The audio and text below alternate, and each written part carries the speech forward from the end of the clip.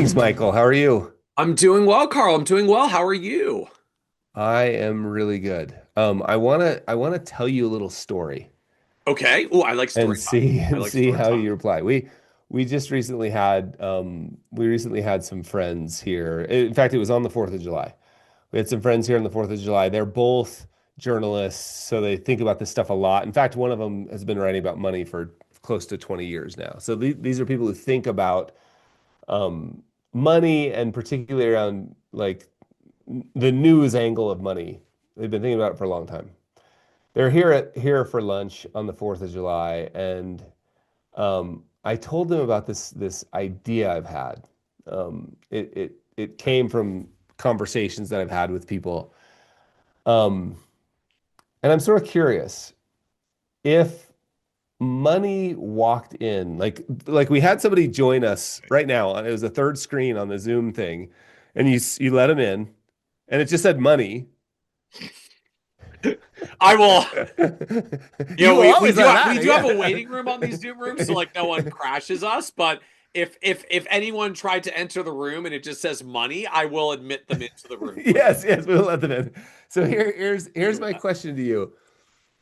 Um, there's two parts to the question. I'm just going to take the second part because of time. What? No, we're going to do both parts. What would you ask money if it was in this call with us? You had a chance. Money walks into the room. What would you ask money? I mean, I truly, I don't know. I don't know. We've got For time. anyone who It's okay. wonders whether we like practice and rehearse these in advance, the answer is very much no. I have no idea where Carl is going, which is when we get to fun moments like this. What would Um, you ask? What would you ask money? what would I? What question would you have for it?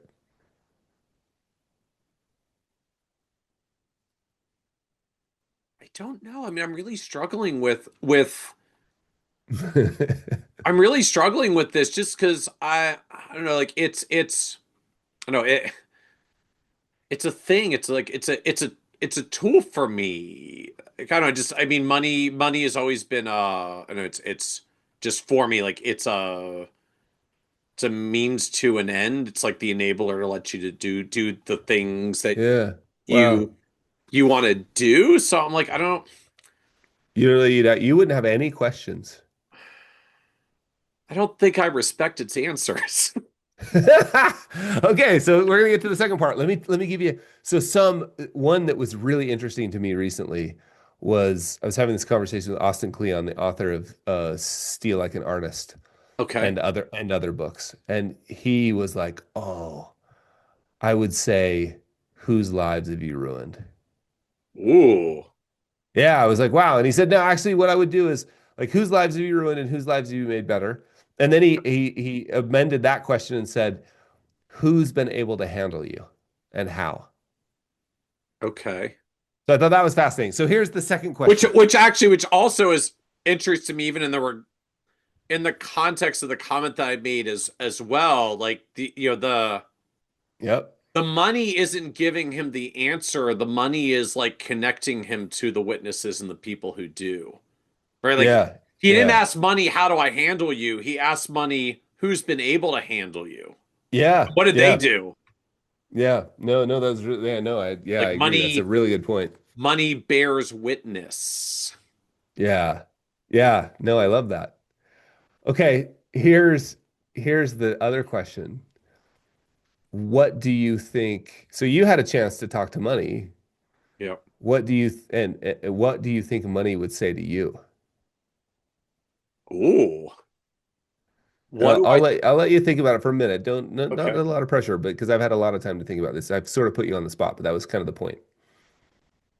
What do you think money would What would money say to you?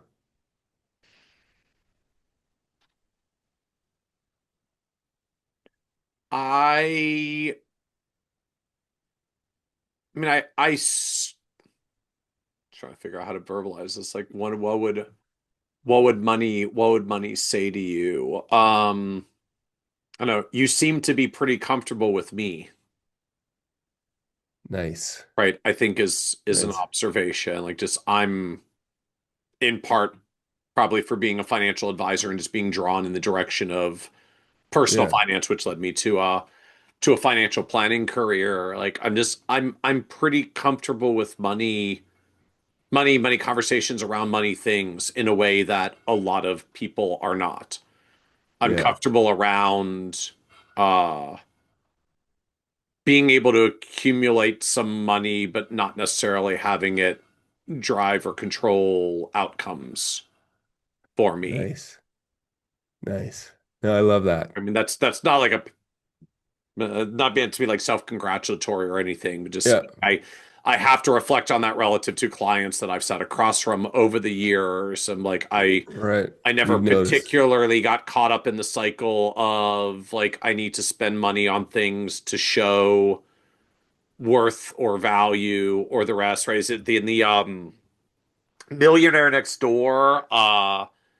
One of their metrics for people who tend to accumulate wealth is that I forget what their label was. It was something like social indifference, Right, which is right, right, essentially like right, you don't right, get caught up in keeping up with the Joneses because you don't really care what the Joneses say or think right, about you. right, I right. score at the top of that uh metric. My wife just told me that my beat up piece of junk car is getting so old that next year I'll be eligible for antique plates on it in the state of Virginia. And just to put this in context, You it's a you crap have to get those.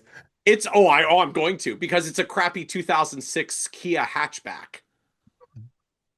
So I am so in for my 20-year-old antique You have to get plates. I'm those. like, the business is You've going earned well. I those. could afford more than a 20-year-old Kia. I'm like, I just don't care. Yeah. I just It's don't so care. I'm good. like not trying to judge others who do, but just like that's just not a it's not a spending loop for Yeah. me.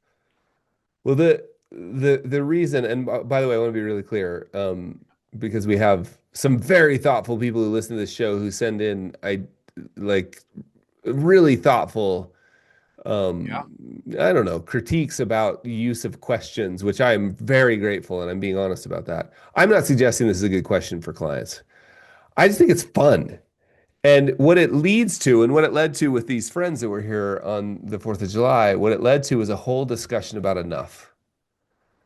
Because my answer to what I think money would say to me, and I have this vision of this like super disappointed golden retriever. You know, like a golden retriever is the perfect, like earnest, Money wants is like so a golden bad. retriever too. You I'm have not there to yet. I'm not there explain yet. the Like the slow mo. golden, yeah, the golden, but a golden retriever is earnest. Like they want so bad to please their owner. They're like, that's the epitome. Like the golden retriever is like the perfect character. So, but it's disappointed. And what it would be disappointed about is like, bro, all those jobs you gave me, like I tried that the happiness thing, Oh. like the happiness, like I tried the enough, Oh, okay. So like the security the is money like I is try. like It the turns out I'm just zeros and ones. Like I can't do those things. You gave me a job that I cannot do. so the money is like the gold the sad golden retriever because it was so trying so hard That's to right. make you happy, to give you security, to make you feel better. Because that's what I asked of it. Right. And again, I this is different. This is like what's historically been my story, right? And because I asked it to do that, like, hey, man, and it was like trying, and it's finally come to the conclusion, like, bro, you gave me a job I can't do. I'm a zero and one that's stored in a cloud. Like, I got nothing to do with that whole happiness thing. So, but the reason I want to talk about this was just this concept, and we had talked about this idea of um, the greatest risk. What was that saying? What did you had a quote from me about enough? The one you told me was back there. There's nothing more expensive than chasing a dream that isn't yours. Yeah. all of these things, right? And I recently I was working on some writing and the idea of there will never be enough money to buy out all your fears. And so I'm just so curious about this idea of Well, enough. There will never be enough money to pay for all your fears. I like buy out, like get rid of. There will never be enough money to yeah, get rid of all your fears. But chasing dreams that aren't yours, having enough, what jobs have you given money? I'm not suggesting that any of these are good client conversations tools. They might be. I'm not suggesting that they are. yeah, I'm simply suggesting these are interesting thought exercises for us to go through, right? As advisors, it's interesting for us to go through, but it's okay, also interesting as a lens for our conversation with clients. Like, I don't know that I would ask. I mean, this is another question. What jobs do you think money is uniquely good at? What jobs is money not good at? That's an interesting question because if I've given money a job that it's not good at, I'm going to be disappointed. And so is it because it's this golden retriever. yeah, yeah, yeah. You know what I It's mean? so hard. It's trying so hard. So it's this just trying so hard, so earnest. So I guess what I wanted to talk a little bit about is what do you make of all that? Like what are these conversations we're having? Should we be having these conversations? How come nobody talks about money like this? Yeah. I I mean, my first thought in our context as advisors is these are interesting kind of like questions to ask ourselves and reflect upon. Hmm. I'll admit, like I got a little I don't know, stumped, as it were, of like, what would you ask money? Because I don't, because what I say, I don't actually try. I don't respect its answers. I know I've really like it's everything I can do to not want to dive deep on that response, right? But we uh, will. We'll just let it go. but questions like what jobs have you given money? It's like that. I don't know, just as like reflection questions. That feels a little more just like a natural and an interesting opening door. Like, okay, like what jobs have I given money, right? If I want to get, I don't know, literal, like money was independence because it was my first car. Mm, So mm. I could finally drive and be free of my parents. And um and money was uh the savings that let me quit my job and launch this website where I would just write things on the internet and try to get paid for it. Like all Right. the whole trajectory of the business and platform that we built over the past, or 17 years is because there was a bit of money savings because I Mm, got some good raises in my 20s and kept living with the buddies that I moved in with immediately after graduation. And it meant I could save a lot of money for a couple of years. And I just put a bunch of it in a bank account saying someday I might want to try something and it would be nice to have this available. And yeah. then when the business went well, that money was the money for our wedding and the down payment for our house. Yeah. Right. And it like Yeah. followed these steps. So when I think about like what jobs have you given money? Like there's stuff there, and I could probably unpack further, like what does it mean that it enabled like some career changes and then it transformed into the house that we still live in Yeah. today. Like it's been on an interesting journey with us. Yeah. Yeah. And I think and again I want to be really clear. I'm not suggesting these are first meeting questions. Yeah, like I'm not suggesting they're this questions at feels all. hard. Like it's Yeah. one thing to say this is an interesting reflection question as an advisor. Do we understand our own thoughts and relationship with money? Yeah. Yeah. This feels hard as questions. I mean, certainly ask a prospect, even ask a client, unless we're Yeah. Yeah. either we're quite deep into the relationship or like you really came to me because like my specialization is helping Right. people through like big transformative moments with money, and they're having all these existential questions about themselves, and like these are my thought-provoking questions to help them through that journey. Yeah, I agree. I agree. And it was interesting. We were recently visiting our daughter in California at university, and she brought one of her friends to the beach one morning, and we were eating yogurt and granola and berries on the beach, and she asked some questions super fast, and she said, "Oh, is that okay? My mom taught me to go deep fast."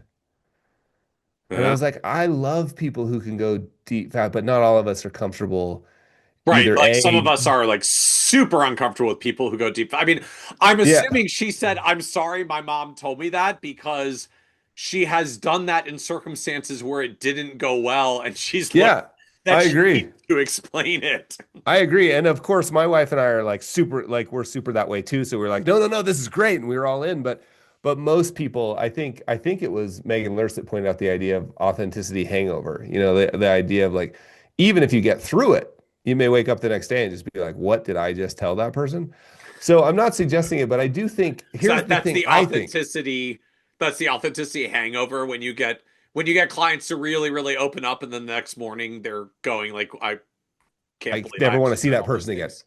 Yeah, and I never I want to see told them that too person. much. I never want to see them Yeah, again. I never want to see. Yeah, yeah, yeah. All of these things, but here's the thing that I'm fascinated by is I can't believe the hunger people have to, and this is mainly my experience at 50 Fires. Like, I can't believe the hunger people have to want to be in that conversation. And maybe, sorry, that's maybe not the right word. They don't know what the conversation is going to be like, but afterwards they always say that was amazing. Thank you so much. So there seems to be a hunger to want to talk about things that matter. And like the other thing that's interesting to me is the number of like those kind of like games where there's a prompt. Mhm. Like I was just in a brainstorming meeting with I think one of the, yeah, you would all know the company he works for. He's the head of creative at a giant company that you would all know. And the first time I met him, and we sit down in his conference room with two other people, and there's these cards all on the table. And it was just like a picture, different pictures. Okay. And the first one I saw was like a set of tools. And then there was another one with a person like kind of covering their heads. And you picked one, and then they asked, like, why did you pick that picture? And somebody would always go like kind of shallow, and then the next person would go deep. And the person who went shallow would be like, hey, can I have my turn back? So Uh-huh. there does seem to be like a hunger to have more meaningful conversations. And I'm not suggesting it's a advisor's role to have them. I'm just saying it's very interesting that it that that people want to make sense of this thing they call money. And they know there's something beyond a spreadsheet and a calculator and a plan. And nobody's ever given them the space, the opportunity, or the tools to have those conversations around things like enough or meaning or what job you've given it. Do you, this is a genuine question, not leading. Like, do you have to be in a certain place in life or career Hmm. to want those questions, to be ready for those questions? Are there multiple milestones, but particular points where Mm. those are maybe conversations we want to have more, and likewise times where we want to have the conversation less? I love that question. I do not know the answer to that question, but an assumption that the answer is yeah. It depends on because yeah, I remember like if you had tried to ask me anything like this when I was 25, I would have just been like, bro, what are you on about? Let's go ski. You know what I mean? Like I didn't like I and my kids seem to want to have these conversations. Hmm. So I don't know if there's a cultural change. Like I do notice younger in their 20s more conversation about meaning and Yep. like a desire to want to contribute. That I and again this is a direct quote of a book title. This it involves a little farm language. But that book that was called, well, we'll just abbreviate, called BS Jobs, right? The Hmm. essay. This is one of those situations where the essay was actually. I mean, look, I apologize. The book is awesome, but the essay was really great. And so what it was highlighting was just some crazy number of knowledge worker, sort of white collar workers who said not only did they not find their job fulfilling, they actually knew it was a BS job. Like they knew it was made up. Hmm. And I think we're getting a backlash against that a little bit of like, what does that do to a human? You know what I mean? If you know, not only are you not contributing, it's just worthless. So, so then in that vein, I mean, are these money conversations or are these meaning It's a conversations? great question. And is there a difference? Well, unless you believe money is meaning, there's some, right? I mean, I guess getting back to the earlier Hmm. comment, Hmm. yeah, like why do I not particularly respect money's answer to the question if I ask money? Because I'm like, I'm not asking money about meaning questions. Hmm. Hmm. Yeah, I think that's a I'd, good. I'd, I I'd, think I'd rather read turning. some philosophers or Yeah, what I would something. Like say is I like don't think it's going to give me good and helpful answers. I think turning me. You're right. It wouldn't give you, but turning any resource, any source of capital, time, energy, money, attention, and using in a way that's aligned with a meaningful life is the way I would phrase that. Like turning money into meaning, using money in ways that help with meaning, using my time in a way that helps with meaning. I think that's the question that people are probably asking is like you said, it's just a tool. Yeah, It's not meaning in and of itself. It's a tool, maybe if you care about this, it's a tool to help you with meaning. It's a tool to help you with the difference you want to see in the world. It's a tool for impact. correct. Yeah, no, I like that. Yeah, But so I don't ask the tool for what it's for. I come right, up with a right. purpose and I go find the tool that I need, right? Love that. Yeah, and I I mean, think otherwise you get, I mean, like play now. I just want to play with the tool analogy, right? Like otherwise you get when you're what was it when your only tool is a hammer, every problem looks like a nail. Like yeah, yeah, I don't want yeah. money's opinion on meaning and the things that it can solve because it's Love. probably going to suggest a lot of things that I don't believe it can solve. Yeah, it's like a screwdriver trying to convince you to use it to wash the window. Yeah. That's a bad, terrible. But I think what's interesting to me just is the, I think back to the jobs. Most of us, when we think of money, whether we admit it or not, or whether we realize it or not, we've somehow assigned it a job that it can't do, right? If we just get this amount, we will have enough. We will feel like we have enough. Um, this use of money will make me happy, right? Like all of those secure, help me feel secure. And I think that's somewhere we lost that plot. Like you haven't lost the plot, Yeah. right? Money's a tool. And I just think it's interesting for us to have those conversations, at least at the very least. I find I'm doing this a lot at speaking engagements with advisors. I think we talked about it where I just draw the money symbol on the screen and ask advisors what the first thought that comes to mind. And advisors don't say spreadsheet, medium of exchange, store of capital. They say apathy, fear, excitement, love. Like I love money, yay! That was one that somebody wrote down. That's super fascinating, Hmm. right? Those are all feelings, not spreadsheets. So are the like, is there a client application for this? Is this more about our own journey of self-reflection, as it were? Like, is this about our own journey as advisors, right? I mean, I can't help but think of parallels to the world of therapy, right? When people learn to be therapists, they go through therapy because you learn in the process to unpackage some of your own baggage and bias, which ultimately then helps you to show up more effectively for your patients. So is there some version of, heal or heal thyself first, like financial advisor, get clear on your relationship with money first so that it doesn't unduly influence the way you give advice to clients?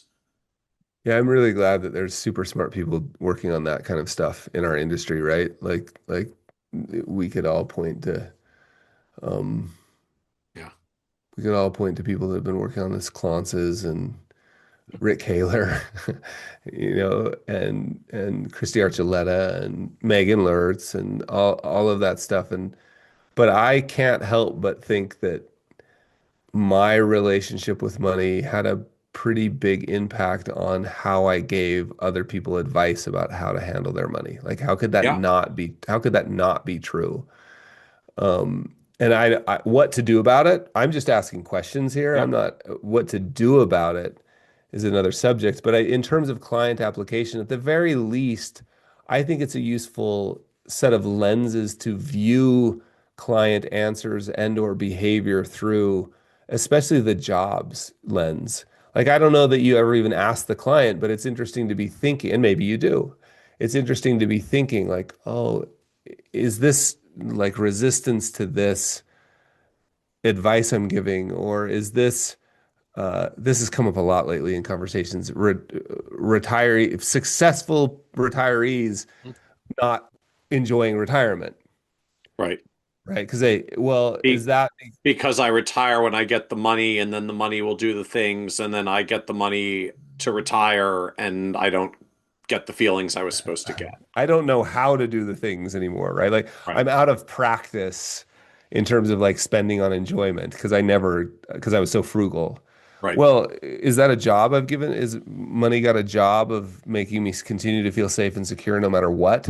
Because there will never be enough money to take care of all those fears, you know? Which So which starts resonating. Like, yes, I can think of clients over the years where, yeah, basically accumulating money was to make the scary things go away, and because the scary things never totally go away, there was never enough money to accumulate. yeah, I must get more. Stopped. Yeah. Yeah. How about like a relationship? I don't have a great relationship with my kids because I've been working so hard for the last 10 years. I'm in my mid 50s. I'm not retired. Mhm. And man, I don't understand. I just like I give them everything they ever wanted, right? Like, well, okay, that interesting. Like, is that a job I've given money to actually help me have a better relationship by giving them everything I wanted and I'm not getting it? Like, it's at the very least an interesting lens to view the world. I love it as questions, and I ask this to people on the plane. You know what I mean? But that's just me because I'm a nutcase. You know what I mean? Like, and I do this for the 50 Fires podcast is just Yeah. an experiment Like of you, like how wacky of the questions can I ask Debbie Millman, or Krista Tippett, you know? So all I'm I probably hear the when I wizard. hear that, I'm like, Carl, you are the reason that I bring earbuds on airplanes. That's so good. That's exact. I actually don't. Normally pretty tired, but if I get a chance, I'm going to just be like, "Oh, I write about money," and then they're going to say, "Oh, what?" And I'm going to say, "Oh, you know what? Can we play a little game?" Like, and they'll ask some crazy, wacky question. And very rarely does somebody just say, and slip their ear back, or like, "What's for lunch?" Or, you know, No, no, no. I feel out if you were one of those people when you sit down next to me and for the sure, earbuds just stay on you have to have like the the full whole thing. plane ride until we land, Carl. That's right. That's right. Well, at the very least, thanks for engaging in a series of questions, Michael. Absolutely. Thank you, Carl. Yeah, cheers.